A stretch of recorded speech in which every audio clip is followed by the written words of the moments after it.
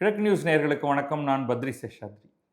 தேர்தலே பல இடங்களில் 3 மாநிலங்களில் முடிஞ்சிருச்சு. இங்கே தமிழ்நாட்டில் ஆல்மோஸ்ட் அந்த பரபரப்போட பிரச்சாரம் இயங்கிக்கிட்டு இருக்கு. இந்த நேரத்தில் காங்கிரஸ் தன்னுடைய தேர்தல் அறிக்கையை கொடுத்துருக்கு இப்போதான். ஆனால் இதோட ஒருபடி மேலே போய் பாரதிய ஜனதா இனிமேல் தான் ரிலீஸே பண்ண போகுது அப்படின்னு நான் நினைக்கிறேன். ஆனால் இருந்தாலும் நம்ம இவங்க எல்லாருடைய தேர்தல் அறிக்கைகளை பற்றியும் ஒரு பார்வையாவது பார்த்துடணும். அதை இவங்களா ஆட்சியை பிடிக்க போகிறாங்க, அது ஒரு ஆட்சியில் பங்கு உண்டா, ஆட்சியில் பங்கு இருந்தால்தானே நம்முடைய தேர்தல் அறிக்கையில் சொல்லப்பட்டதெல்லாம் செய்ய முடியும் அப்படிங்கிறதெல்லாம் தாண்டிடும். இப்போ நேற்றைக்கு தங்களுடைய தேர்தல் வாக்குறுதிகள் அடங்கிய தேர்தல் அறிக்கையை காங்கிரஸ் கட்சி வெளியிட்டிருக்கிறது. காங்கிரஸ் கட்சி சார்பில் சென்னை சத்தியமூர்த்தி பவனில், இது தினமணியில் வந்திருக்கிற கட்டுரை, சென்னை சத்தியமூர்த்தி பவனில் தமிழக காங்கிரஸ் கட்சி தலைவர் செல்வ பெருந்தகை, தேர்தல் அறிக்கை தயாரிப்பு குழு தலைவர் கார்த்தி ப சிதம்பரம் உள்ளிட்ட காங்கிரஸ் கட்சியின் முக்கிய தலைவர்கள் முன்னிலையில் தேர்தல் அறிக்கை வெளியிடப்பட்டது. இதுக்காக அவங்க என்ன பண்ணியிருக்காங்கன்னா, கர்நாடகாவிலிருந்து துணை முதல்வர் டி.கே. சிவகுமாரை வேற கூட்டு வந்திருக்காங்க. அவர் இந்த தேர்தல் அறிக்கையை வெளியிட்டிருக்காரு. வெளியிட்டு அது எவ்வளவு சிறப்பாக இருக்குது அப்படிங்கிறத பற்றிலாம் பேசியிருக்காரு. அதை பற்றி மேலோட்டமாக பார்க்கும்பொழுது நமக்கு அவங்க என்ன சொல்லியிருக்காங்க அப்படிங்கிற சில புள்ளிகளை மட்டும் நம்ம சொல்லுவோம். எகெயின் நோட் பண்ணுங்கள், இவங்க தனியாக ஆட்சி அமைக்க போகிறதில்ல. 28 இடங்களில் தான் நிற்கிறாங்க. எவ்வளவு ஜெயிக்க போகிறாங்க அப்படிங்கிறது நமக்கு தெரியாது. ஸோ என்ன தேர்தல் அறிக்கையில் சொல்லியிருக்காங்கன்னா, ஒரு 10 பிரிவுகளாக பிரிச்சிருக்காங்க. நல்ல அழகாக வடிவமைக்கப்பட்ட ஒரு பிடிஎஃப் கோப்பு. அது 40 பக்கம். ரொம்பவும் விளாவாரியாக இல்லை. ஏன்னா நாங்கள் செய்த சாதனைகள் அப்படின்னு எதையும் அவங்க சொல்ல முடியாது. நாங்கள் என்ன செய்வோம் அப்படிங்கிற மாதிரி சொல்லியிருக்காங்க. அது கூட நம்ம சொன்ன மாதிரி அவங்க நேரடியாக செய்ய முடியாது. அதில் 50 முக்கியமான வாக்குறுதிகள் கொடுத்துருக்காங்க. நம்ம எல்லாத்துக்குள்ளேயும் போக வேண்டாம். சில விஷயங்களை பற்றி மட்டும், இந்த பொருண்மை, இந்த தலைப்பு ரொம்ப முக்கியம். அவங்க ஃபஸ்ட்டு சொல்கிறது இன்க்ளூசிவ் குரோத், அனைவரையும் உள்ளடக்கிய வளர்ச்சி. ஸோ இந்த அனைவரையும் உள்ளடக்கிய வளர்ச்சி அப்படிங்கிறதுல 2000 ரூபாய் நேரடி பண உதவி அப்படின்னு பேசுகிறாங்க. இதுதான் திமுக சொல்லிருச்சு, அதிமுக சொல்லிருச்சு. விஜய் அதை ஒரு படி மேலே எடுத்துகிட்டு போய் 2500 ரூபா அப்படின்னு சொல்லியிருக்காரு. அப்போ கிட்டத்தட்ட இது என்ன ஆயிடுச்சுன்னா, தமிழ்நாட்டை பொறுத்த வரைக்கும் இது ஒரு நார்ம் ஆயிடுச்சு. இதுதான் நார்ம், இதுதான் ஒரு பேஸ் லைன். தமிழ்நாட்டில் தேர்தல் நிற்கணும்னா வீட்டுக்கு ரேஷன் கார்டுக்கு 2000 ரூபா அப்படிங்கிறது சொல்லணும். இன்னும் தனி ஒரு நபராக சீமான் மட்டும்தான் இலவசம் கொடுக்க மாட்டேன், இலவச டிக்கெட் ஒன்று கிடையாது, ஏசி பஸ் விடுவேன் ஆனால் ஃப்ரீ கிடையாது அப்படின்னு கத்திக்கிட்டு இருக்கார் தனியாக. நிலமில்லா விவசாயிகளுக்கு வருடம் 6000 ரூபாய். இதில் இந்த வருடம் 6000 ரூபாய்னால ஏதாவது பிரயோஜனம் இருக்கா தெரியல. ஆனால் அது டாப் அப்னு வச்சுங்களேன். அவங்க வீட்டுக்கும் 2000 ரூபா மாதம் போக போகுது. கூட இது ஒரு 6000 ரூபாய்ங்கிறது மாதம் 500 ரூபாய்க்கு சமம் இல்லையா? முதியோர் மாற்றுத்திறனாளிகளுக்கு 2000 ரூபாய் ஓய்வூதியம். இது 2000ங்கிறது மாத ஓய்வூதியம் அப்படின்னு நான் எடுத்துக்கிறேன். அதை அனைத்து நலத்திட்டங்களுக்கும் ஒரே டிஜிட்டல் தளம் அப்படின்னு சொல்கிறாங்க. அதெல்லாம் செய்யலாம்.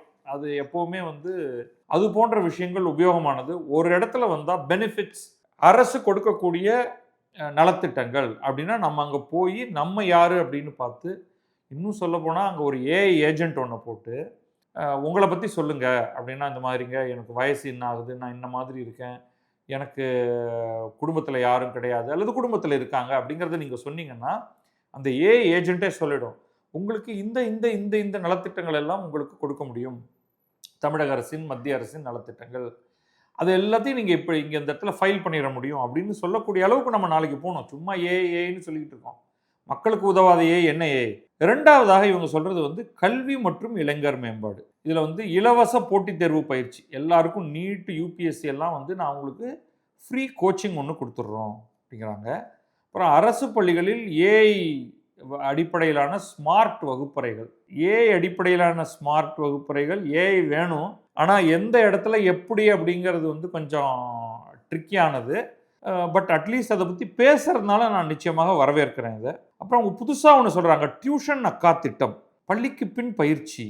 இதை எப்படி எடுத்துக்கிறது அப்படின்னா, நான் புரிஞ்சுக்கிறது, பெண் பிள்ளைகளுக்கு அவங்க ஒரு குறிப்பிட்ட அவங்க பள்ளிக்கூடம் படித்து முடித்து அவங்க வந்ததுக்கு பிறகு அவங்களுக்கான வேலைவாய்ப்புகள் கொடுக்கக்கூடிய மாதிரியாகவும் அவர்களுக்கு பயிற்சி கொடுத்து அவர்களை இளைய மாணவர்களுக்கு டியூஷன் சொல்லி கொடுப்பதற்கான ஒரு நெய்பர்ஹுட் சப்போர்ட் சிஸ்டம்.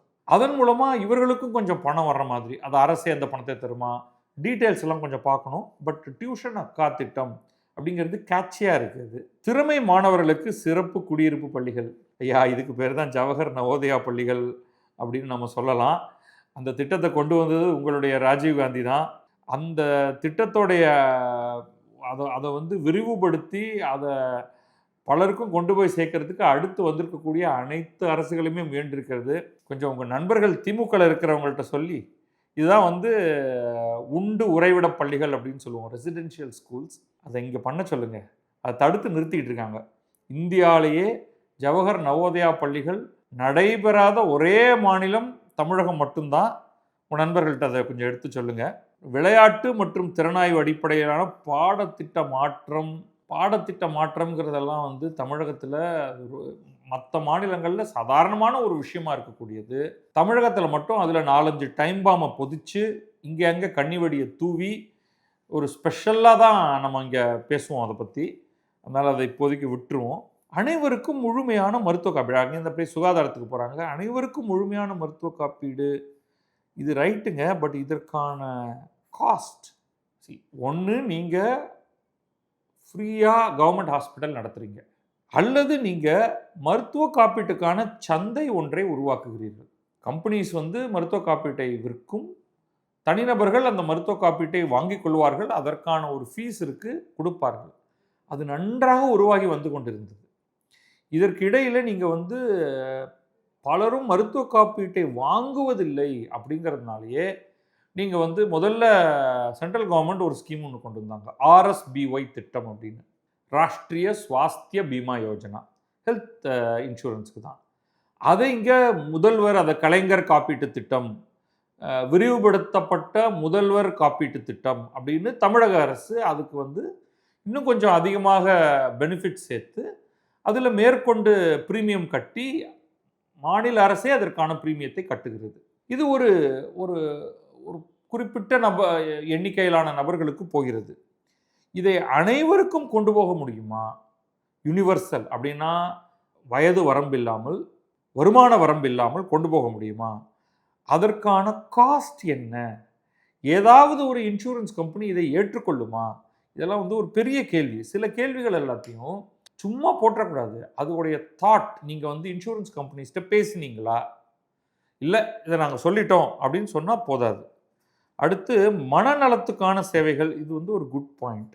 இன்றைக்கு வந்து இது ரொம்ப ரொம்ப முக்கியமான ஒரு பாயிண்ட்டாக நான் நினைக்கிறேன். கார்த்தி சிதம்பரத்தை இந்த குழுவுக்கு தலைவராக வைத்ததில் அவர் நிச்சயமாக ஒரு one of the smartest persons காங்கிரஸில் இருக்கிறதுல முக்கியமான ஒரு நபர். அவர் இதை இன்ட்ரடியூஸ் பண்ணியிருக்கிறதுக்காகவே அதை பாராட்டணும். அப்புறம் அவர் தனிப்பட்ட முறையிலேயே இதை பற்றி பேசிகிட்டு இருக்காரு. நாய்க்கடி ரேபிஸ் ஒழிப்பு திட்டம். நாய் அப்படின்னா தெருநாய் ஒழிப்பு திட்டம். அது தவறல்ல, அது ஒரு நல்ல மெத்தடாலஜியை நம்ம உருவாக்கணுமே தவிர, இல்லை நாங்கள் வந்து தெருநாய்களை வைத்திருப்போம் என்று மனிதர்களுக்கு அச்சுறுத்தலை கொடுக்கக்கூடாது. ஸோ இதுக்கு வந்து ஒரு சிஸ்டமேட்டிக்காக இதை வந்து கொண்டு வரணும். பிரைமரி ஹெல்த் சென்டருடைய மருத்துவ சேவைகள் மேம்பாடு, அது நிச்சயமாக அதுவும் வந்து செய்யப்பட வேண்டியது, அதை நம்ம ஏற்றுக்கிறோம். 4வது தலைப்பாக அவங்க வச்சிருக்கிறது விவசாயம் மற்றும் கிராம வளர்ச்சி. இதில் வந்து 60 நாட்களுக்குள் பயிர் காப்பீட்டு நிவாரணம். எனக்கு இங்கே ஒரு பெரிய இந்த பயிர் காப்பீடு தொடர்பாக எனக்கு தெரிந்த தகவல்களில் ஒரு ஃபார்மர் பயிர் காப்பீட்டுக்கு போகிறதுல ஒரு பெரிய பிரயோஜனம் இருக்கிற மாதிரியே எனக்கு தெரியல. அந்த அளவுக்கு தான் வந்து நடைமுறை பிரச்சனை இருக்குது. ஸோ இங்கே நிறைய ரிஃபார்ம்ஸ் கொண்டு வந்தாகணும். ஒரு தனி நபராக ஒருவர் பயிர் காப்பீட்டு எடுப்பதற்கு அதிக ப்ரீமியம் கட்டி அதிக கவரேஜ் பெறுவதற்கும் ஒரு சந்தை ஒன்று அங்கே உருவாக்கப்படணும். மாறாக அரசே உட்கார்ந்து கொண்டு இருந்தது என்றால் அதில் வந்து தரம் என்பது வராது. இந்த டிஜிட்டல் விவசாய ஆலோசனையெல்லாம் நான் ரொம்ப மதிப்பு கொடுக்கல. அதுக்கு குளிர்சாதன கிடங்குகள், இது வந்து ஒரு கீ திட்டம். இது எல்லாருமே பேசணும். இதுக்கு வந்து மிகப்பெரிய ஒரு ஃபினான்சியல் க்ளோஷர் அண்ட் மாடலே இருக்குன்னு நான் நினைக்கிறேன். இதுவும் பப்ளிக் ப்ரைவேட் பார்ட்னர்ஷிப்பில் பண்ணலாம். ஒன்றும் இல்லைங்க, ரொம்ப சிம்பிள். உங்களுக்கு தெரியும், விவசாய விளைபொருள் என்பது ஒரு குறிப்பிட்ட நாளைக்குள் வீணாகி போய்விடும். ஏன்னா அது வந்து ஒரு பயிர் பொருள் அப்படிங்கிறது வந்து பலவிதமான அழிவுகளுக்கு ஆட்படும். அதை பூச்சி சாப்பிட்றதுலேருந்து, பூச்சி அரிக்கிறதுலேருந்து, அது மக்கி போகிறதுலேருந்து, அது நீர் அதில் பட்டுருச்சுன்னா அழுகி போவதிலிருந்து எல்லாமே நடக்கும். அப்போ அதை ரொம்ப நாளைக்கு அதை வைத்திருக்கணும்னா சிலதை நம்ம ட்ரை பண்ணி வச்சிடறோம். இப்போ உதாரணத்துக்கு நெல் எடுத்துக்கிட்டிங்கன்னா அதை வந்து நெல்லாகவே நன்கு காய வைத்து வச்சுக்கிட்டா அது சில வருடங்களுக்கு வரும். அது இன்ஃபேக்ட் பழசாக பழசாக அந்த நெல்லுடைய வேல்யூ வந்து ஜாஸ்தி. அந்த அரிசியுடைய சுவையும் அதோடைய காணும் அப்படின்னு சொல்லுவாங்க. நீங்கள் இவ்வளவு அரிசி நீங்கள் சமைக்கிறீங்கன்னா அது கொடுக்கக்கூடிய சாதம் வந்து அவ்வளவு குவான்டிட்டி அதிகமாக வரும். புத்தரிசியை நீங்கள் போட்டு பண்ணீங்கன்னா உங்களுக்கு காணாது. ஸோ சில பொருட்களை ட்ரை ஆக்கி பல நாட்கள் வைக்கலாம். பூச்சி அரிக்காமல் பாதுகாத்து கொள்ள வேண்டும். நெல்லை பாதுகாக்க முடியும். அதுக்கு வந்து நொச்சி இலை அது மாதிரிலாம் போடுவாங்க. ஆனால் இதில் இன்னும் உயர்வான சில மெத்தடாலஜிஸ்லாம் மாடர்ன் மெத்தடாலஜிஸ் இருக்குது. கார்பன் டை ஆக்சைடு நிரம்பிய டேங்க்குள்ளே வச்சுக்கிறது அந்த மாதிரிலாம். ஸோ அதுக்குள்ளே நான் ரொம்ப டீட்டெயில்டாக போகல. குளிர்சாதன கிடங்கு எதுக்கு வேணும்னா காய்கறிகள், பழங்கள் இவை எல்லாமே, ஈவன் மஞ்சள் கூட. ஸோ இவை எல்லாமே நீங்கள் இந்த ரெகுலரான இந்த டெம்பரேச்சர், அதுவும் நம்ம ஊரில் இருக்கிற ஹை டெம்பரேச்சரில் வச்சிங்கன்னா ரொம்ப ஃபாஸ்ட்டாக வீணாகி போய்விடும். நம்ம வீட்டில் நீங்கள் இந்த காய்களை வெளியில் வச்சிங்கன்னா வாட ஆரம்பிக்கும். அதனால தான் வீட்டுக்கு வீடு ஃப்ரிட்ஜு அப்படிங்கிற ஒரு பேச்சை இன்றைக்கி வந்து அடுத்த ஃப்ரீபியாக கொடுப்பதற்காக ஏடிஎம்கேல அதை பேசியிருக்காங்க. இது வீட்டுக்கு ஃப்ரிட்ஜுன்னா லார்ஜ் ஸ்கேல் விளைபொருட்களுக்கு என்ன பண்ணுவீங்க? அதுக்கு தான் வந்து குளிர்சாதன கிடங்கு ஒரு பர்டிகுலர் டெம்பரேச்சரில் பொருட்களை வைப்பதற்கு. இதை சில பிரைவேட் ஆட்கள் வைத்திருக்கக்கூடிய குளிர்சாதன கிடங்குக்குள்ளே போய் பார்த்துருக்கேன் நான் அதை. ஆனால் பல சிறு விவசாயிகளுக்கு இது சாத்தியமே கிடையாது. அதற்கான முதலீட்டை அவர்களால் செய்ய முடியாது. அந்த இடத்துல ஒன்று அரசாங்கம் பெரிய அளவுக்கு கட்டி விட்டு வாடகைக்கு கொடுக்கணும். உங்கள் பொருளை கொண்டு வந்து வைக்கலாம், நீங்கள் எவ்வளோ பொருள் வைக்கிறீங்களோ அதுக்கு உங்களுக்கு இவ்வளோ வாடகை, அது பாசிபிள். அல்லது அதையே பப்ளிக் பிரைவேட் பார்ட்னர்ஷிப் ஆக்கி இடத்தை அரசு தரும், அமைப்பை தனியார் ஏற்படுத்துவார்கள், வாடகையை தனியார் வசூலித்துக் கொள்வார்கள், அதிலிருந்து சப் வாடகை அந்த இடத்துக்கான வாடகை அல்லது அவர்கள் அதை ஒரு ஃபிக்ஸ்டு ஃப்ளாட் ரேட் பெர் இயராக அவங்க அரசுக்கு கொடுத்து விடுவார்கள். அதை பண்ணலாம். ஸோ இந்த 100 குளிர்சாதன கிடங்குகள் அப்படிங்கிறத நான் இன்னும் அதிகமாக்கி நல்ல திட்டம் 200, 300, 500 என்று எடுத்துக்கொண்டு போங்கள். ஏன்னா இதுதான் வந்து நம்முடைய விவசாயிகளுக்கு உண்மையிலேயே உபயோகம் தரக்கூடியது.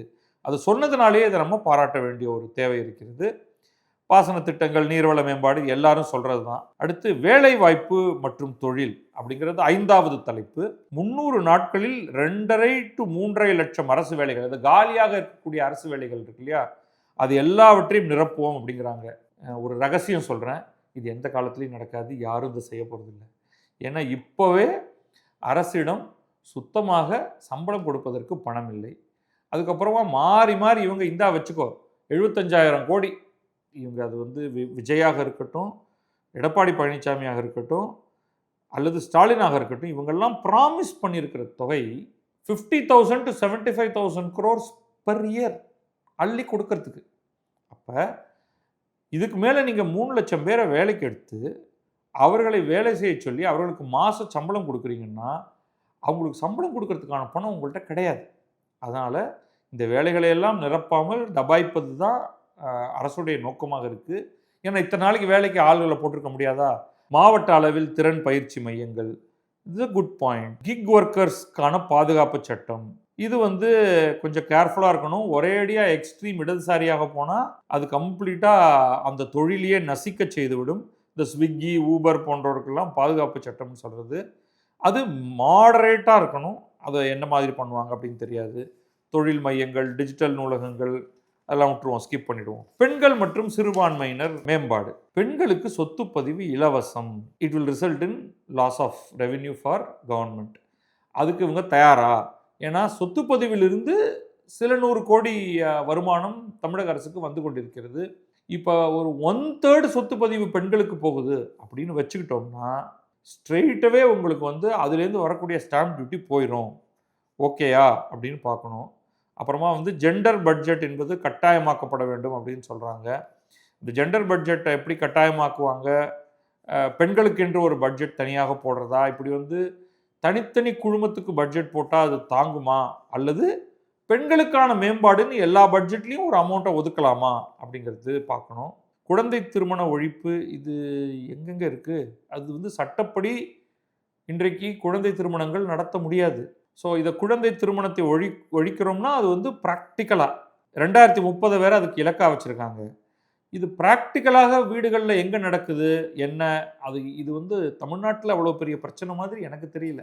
ஈவன் கிராமங்கள்லேயே கூட இன்றைக்கு வந்து 18 வயதுக்கு உட்பட்டவர்களுக்கு திருமணம் செய்கிறது அப்படிங்கிறது நடக்கிற மாதிரி தெரியல. சிலது இருக்கலாம், சில கேசஸ் இருக்கலாம், நான் இல்லைன்னு சொல்லலை. அதற்கு அடுத்து பெரிய பிரச்சனை, இதை நீங்கள் எப்படி கண்டுபிடிப்பீங்க? இது யாராவது இதுக்கு மேலே புகார் கொடுக்குறாங்களா? அப்படி கொடுத்தா இன்றைக்கி கொடுக்கலாமே. ஸோ இது நீங்கள் எப்படி வந்து 2030 இலக்காக வைத்து ஒழிக்கப் போகிறீர்கள் எனக்கு தெரியல. அது it's almost insignificant and ignore பண்ணக்கூடியதுங்கிற மாதிரி தான் நான் பார்க்குறேன். நகர வளர்ச்சி, அர்பன் டெவலப்மெண்ட், இதில் வந்து 24/7 குடிநீர், 5 ஆண்டுகளில் 2 லட்சம் மலிவு வீடுகள். எனக்கு இந்த மலிவு வீடுகள் பிஸ்னஸ் வந்து எனக்கு புரியவே இல்லை. இலவச வீடுகள் அப்படின்னு சொல்கிறாரு எடப்பாடி பழனிசாமி. கிராமமா நகரமா வச்சுக்கோ ஒரு வீடை அப்படிங்கிறாரு. இவங்க வந்து 5 ஆண்டுகளில் 2 லட்சம் மலிவு வீடுகள் யாரு கட்ட போறாங்க? அதில் மனுஷனே வாழ முடியாது. இது வந்து இன்னைக்கு இதுதான் முக்கியமான ஒரு தேவையா? மாறாக ஒரு இந்த கிரவுண்டோட விலை ஏறிக்கிட்டே போகுது. கட்டுமான விலையை நீங்கள் ஒன்றுமே பண்ண முடியாது, குறைக்க முடியாது. அது ரியல்.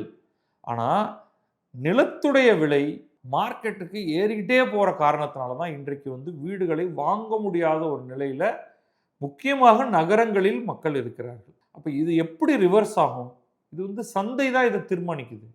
அது இன்றைக்கு ரிவர்ஸ் ஆகும் என்று நம்ம சொல்லவே முடியாது. அதனால் இது வந்து தானாகவே ஒரு கட்டத்தில் இந்த real estate bubble will burst அப்படின்னு சொல்கிறாங்க. அது நடக்கும் வரை நம்ம பொறுத்திருக்கணும். இந்த மலிவு வீடுகளை எல்லாம் நீங்கள் பண்ணி தரீங்கன்னா, அந்த லோ இன்கம் ஹவுசிங், அதுதான் இதை நான் எடுத்துக்கிறேன். அதுக்கு இதே மக்களே ஒரு ஓரளவுக்கு வசதி படைத்த வீடுகளில் அவங்க வாடகைக்கு இருக்கிறது எவ்வளவோ தேவையில்லை.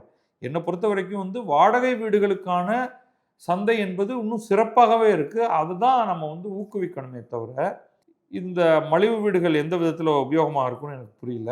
மீதியை ஸ்கிப் பண்ணிடுவோம். போக்குவரத்து, இதில் வந்து குண்டும் குழியும் இல்லா சாலைகள் அப்படின்னு சொல்கிறாங்க. அதை எப்படி பண்ண போகிறீங்க? ஏன்னா இது பிரச்சனை எங்கே இருக்குது? கட்டாயமாக குண்டும் குழியும் இல்லா சாலைகளை பண்ணலாம். 2 இடத்துல பிரச்சனை வருது. ஒன்று, அரசியல்வாதிகள் நீங்கள்லாம் பண்ணுற திருட்டு பிரச்சனை. வந்து கமிஷன் கொடுக்காம எந்த ரோடு கான்ட்ராக்டும் நீங்கள் கொடுக்கறது கிடையாது. நீங்கள் செட் பண்ணிவிட்டு, ஆளை செட் பண்ணிவிட்டு, அவங்ககிட்ட பணத்தை கட் பண்ணிவிட்டு, நீங்கள் போடுற அது கடைசியாக அந்த கான்ட்ராக்டர் போடுற சாலை என்றுமே உருப்படாது. இல்லைன்னு சொல்லுங்கள். கார்த்தி பி சிதம்பரம் சொல்லட்டும். 1. 2வது, நீங்கள் தான் காரணம். என்ன பண்ணுறீங்க? உங்கள் கட்சி கூட்டம் ஒன்று நடக்குதுன்னா உடனே கடப்பாறையை தூக்கிட்டு வந்து நட்ட நடுவில் ஒரு குத்தி அதில் வந்து பந்தக்கால் நட்டுறீங்க. கோவில்களும் இதை செய்கிறது, நான் ஒத்துக்கிறேன். மற்ற திருவிழாக்கள் பல பகுதிகளில் நான் பார்க்குறேன். நல்ல சிறு நகரங்கள்லேயே யார் வீட்டிலையாவது ஒரு இறப்பு நிகழ்ந்துருச்சுன்னா அவங்க உடனே அந்த தெருவில் வந்து ஒரு ஷாமியானா போட்டுடுறாங்க. அங்கே அந்த தெருவில் ஒரு குத்து. ஸோ முக்கியமாக அரசியல்வாதிகளும் ஓரளவுக்கு பொதுமக்களும் இதை செய்யும் பொழுது அடுத்த மழை மட்டமான சாலையை முதல்ல போடுறீங்க, அதில் கண்ட இடத்துல குத்து விடுறீங்க, அதுக்கப்புறமா நம்ம ஊரில் மழை பெய்யுது, அது சாலைகளை அப்படியே அள்ளி பறித்து அரித்து கொண்டு போகிறது. அப்போ நீங்கள் எப்படி குண்டும் குழியும் இல்லாத சாலைகளை செய்வீர்கள் அப்படின்னு எனக்கு சொல்லுங்கள். அதுக்கப்புறம் 100 தடவை ஏஐ போடுறாரு. ஏஐ அடிப்படையிலான போக்குவரத்து மேலாண்மை சரி வச்சுக்கோங்க. ஆட்டோ மீட்டர் கட்டாயம், சாரி நடக்க போகிறதில்ல. எந்த ஆட்டோக்காரரும் அதெல்லாம் செய்ய மாட்டார். இப்பொழுதைக்கு நம்ம வந்து ஓலா, ஊபர் போன்ற ஆட்டோக்களில் அதில் காட்டக்கூடிய பணத்தை அவங்க கேட்டாலே சந்தோஷம் அப்படிங்கிற நிலைமையில இப்போ எல்லாம் என்ன சொல்கிறாங்கன்னா, மேலே ஒரு 20 ரூபீஸ் போட்டுருங்க அப்படின்னு. அது ஓலா, ஊபர் போன்ற நிறுவனங்கள், ராப்பிடோ போன்ற நிறுவனங்கள் என்ன பண்ணிட்டாங்கன்னா அதையே ஃபேக்டர் பண்ணிட்டாங்க. இங்கே பாருங்கள், இங்கேருந்து அங்கே போக 90 ரூபா, வண்டியே வராது. +20 +30 போடுறியா? சரி, நம்ம +30 போடுவோம். இப்போ நமக்கு வண்டி வேணும் அப்படின்னு அடிச்சிட்டோம்னா உடனே டக்குன்னு ஒருத்தர் வந்து அதை அக்செப்ட் பண்ணிக்கிறாரு. இதுதான் சந்தை. எனக்கு இதுவே ஓகே. நீ ஆட்டோக்கு மீட்டர்லாம் வேண்டவே வேண்டாம். எனக்கு வந்து ஒரு ஆப் சொல்லிடுது அதை. நீ எந்ததுக்கு மீட்டர் வைக்கணும்? எல்லாரும் ஆப்புக்கு மாறிடுறோம். எங்கே எங்களுக்கு பிரச்சனை வருதுன்னா, இந்த நெகோசியேஷன் நேரில் பார்க்கும்பொழுது ஆட்டோ கிட்ட போனோன்னே இங்கேருந்து அங்கே போகணுங்க, ஏறுங்க. இல்லைப்பா என்ன ரேட்டு? ஏறுங்க சார், பார்த்துக்கலாம் சார். இல்லை நீ ரேட்டு சொன்னால் தான் வருவேன். 750 ரூபா அப்படின்னு ஏதோ ஒரு நம்பர் ஒன்று தூக்கி போடுவாங்க. நமக்கு அப்படியே திக்குன்னு இருக்கும். ஐயா மன்னிச்சிக்கியா, இந்த மாதிரிலாம் பண்ணாதீங்க. இப்போ தான் நான் 150 ரூபாயில் போயிட்டு வந்தேன் அந்த இடத்துல. நீங்கள் ஓலா, ஊபரெல்லாம் போட்டிங்கன்னா அவன் 77 ரூபா அப்படின்னு போட்டிருப்பான். ஸோ சம்மந்தம் இல்லாமல் நம்ம எதிர்பார்க்கறது என்ன? ஒரு ஸ்க்ரீனு, அது சொல்கிற பணம், அது உங்களுக்கு கட்டுப்படி ஆகும்னா நீங்கள் எடுத்துக்கிறீங்க, இல்லைன்னா போகிறீங்க. இப்போ இன்றைக்கி மீட்டரே தேவையில்லை. ஸோ இதுக்கு ஆட்டோக்கு மீட்டர் கட்டாயம்லாம் தேவையே கிடையாது.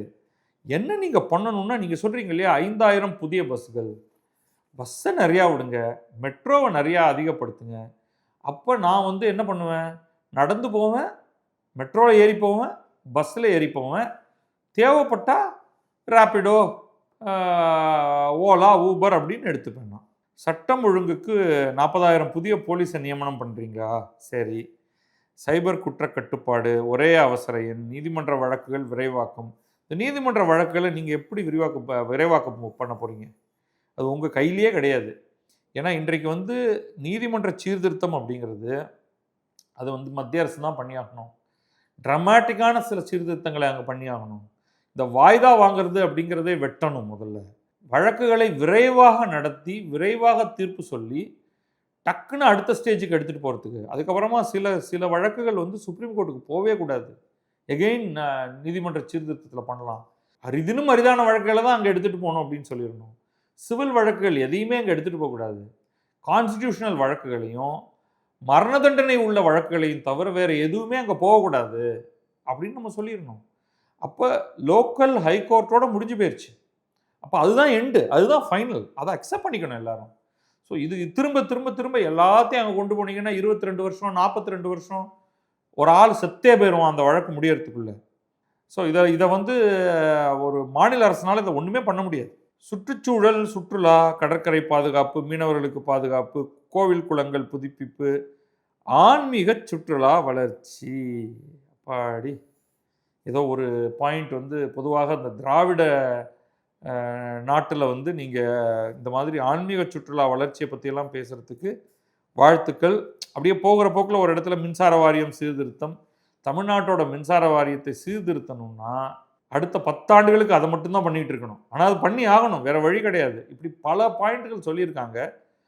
இது இவர்களால் ஒரு பெரிய மாற்றம் எதையும் செய்ய முடியாவிட்டாலும் இந்த டாக்குமெண்ட்ஸ் எல்லாம் ரொம்ப இம்பார்ட்டண்ட் அப்படின்னு நான் கருதுகிறேன்.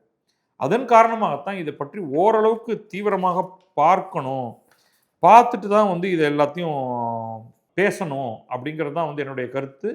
அந்த அளவில் எனக்கு இதில் நிறையா பாயிண்ட் பிடிச்சிருக்கு.